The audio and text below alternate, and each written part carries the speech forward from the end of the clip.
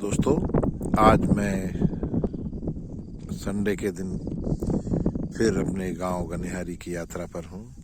ये पहली बार इस रास्ते पर पक्की सड़क डाली जा रही है और यहाँ से आप देखेंगे ये सुदूर ये जो दिख रहा है ऊंचाई पर, ये हमारा गांव गनिहारी है।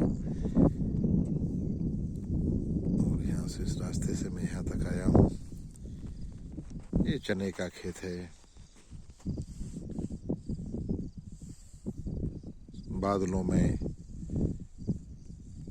सूरज, हल्की घटाओं के बीच। हालांकि पानी की उम्मीद थी लेकिन लगभग धूमिल होती हुई। ये चना है और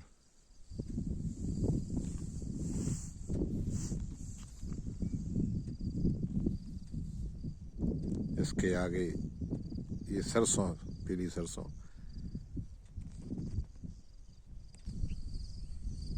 ये सरसों का खेत है और पिछली बार जब मैं आया था तब सरसों थोड़ी छोटी थी, अब इसमें और निखार आ गया है। ये हरे हरे सरसों पर पीले फूल, ये प्रकृति का असीम सौंदर्य बिखेरते हैं। इधर से देखने पर ज्यादा हरापन, हवा के झूले में झूलती हुई राई या सरसों, खजूर के पास के ऊपर से सूरज। ये गेहूं है और बीच बीच में इसमें सरसों के दाने गिर गए होंगे, तो उसमें अलग से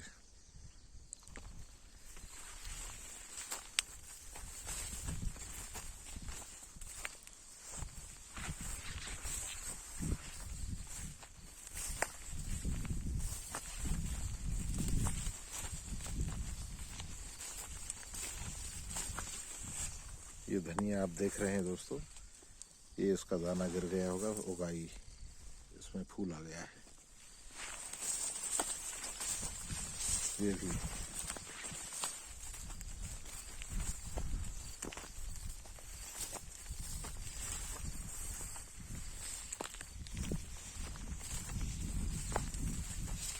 सरसों जीवन की उमंग का प्रतीक होती है यदि अच्छा समय हो और मन को खुश तो करती है और एक अद्भुत सौंदर्य का विस्तार इसमें होता है। तमाम हिंदी कवियों ने सरसों का जिक्र किया है बसंत का वर्णन करते हुए, और ये देख रहे हैं आप फूलों में तैलाक्त गंध शब्द का प्रयोग भी कई कविताओं में आता है। ये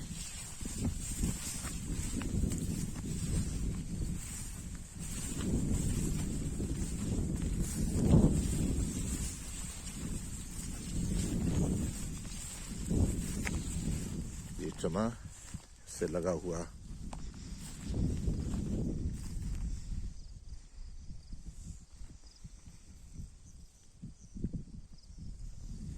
ये चने की फसल है।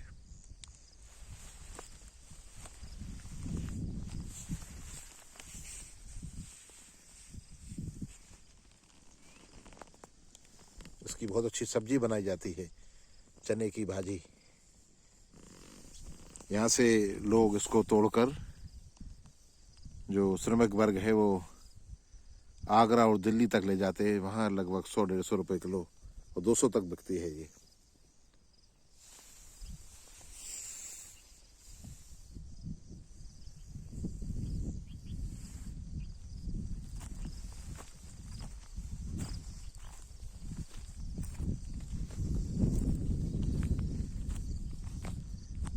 ये नीम का पेड़,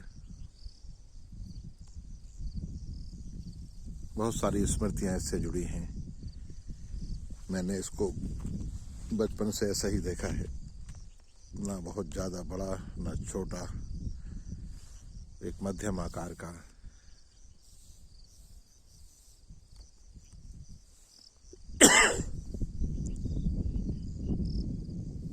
ये दूर तक चना दिख रहा है इसमें, और इसके इस हिस्से में ये सरसों है, राई है।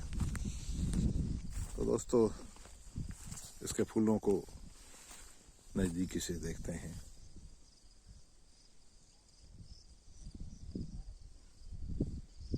कितने सुंदर लगते हैं सरसों के फूल।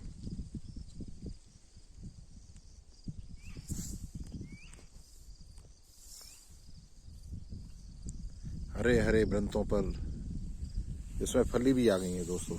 ये फली आ गई है, इनमें सरसों का दाना भी बनने लगा है, अंदर बन गया है, और ये आकार में बड़ा होगा और धीरे धीरे करके ये इस तरह से ये इसमें फली लग गई हैं। फूल भी चल रहा है, फली भी चल रही है, एक साथ दोनों काम। हरियाली पर यह पीलापन कितना सुंदर लगता है।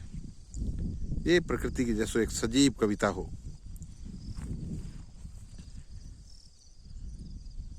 प्रकृति सबसे बड़ी कवियत्री है और सबसे बड़ा कवि हृदय उसके पास होता है। बाकी कविताएं उसकी प्रति कविताएं हैं।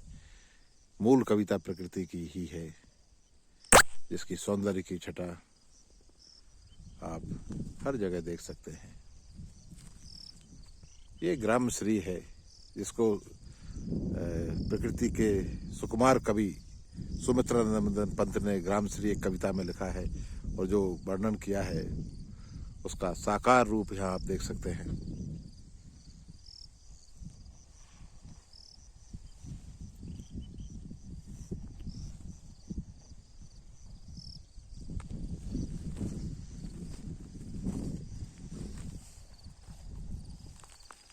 कितना एकांत है यहाँ, कितनी नीरवता है, कितनी शांति है,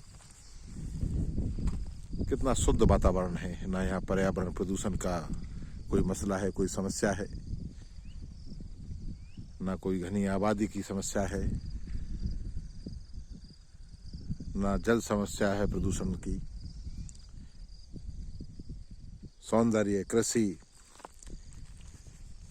और शुद्ध हवा, विशुद्ध ऑक्सीजन। लेकिन ऐसे गांवों से, ऐसे सौंदर्य से लोगों का पलायन क्यों होता है, इसके लिए सरकारों को ध्यान देना चाहिए। यहाँ रोजगार के साधन भी हों, और कृषि के लिए पानी की व्यवस्था हो, पर्याप्त बिजली हो, और सब्सिडी दी जाए, तो ये गांव आबाद बने रहें। और भी सौंदर्य शास्त्र इनका हम आम दिनों में भी देख सकते हैं। ये हवा के इंडोले में झूलती हुई सरसों, और इसका अपना सौंदर्य, इसका अपना आनंद, और ऊपर सूरज मंद मंद ताप के साथ अपनी उपस्थिति को दर्ज कराता हुआ। नजदीक ही ये नीम का पेड़, इसके तने को लगभग यहाँ से यदि देखें तो सरसों ने ढक लिया है, ऊपर का झाड़ दिखाई दे रहा है।